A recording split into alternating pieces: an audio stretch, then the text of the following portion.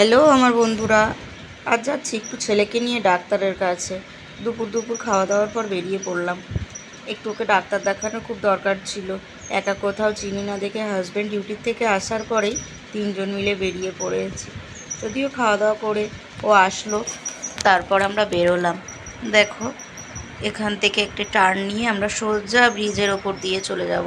জানি না, নতুন জায়গা, কোথায় ডাক্তার সেটাও ভালো করে জানতাম না।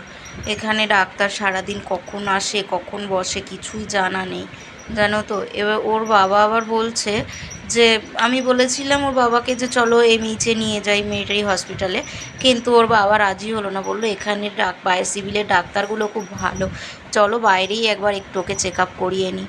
সেই জন্যই বেরিয়েছি। জানি না ডাক্তার এখনও আদৌ পাবো কি না। দেখতে দেখতে দেখো, সত্যিই ডাক্তার পেলাম না।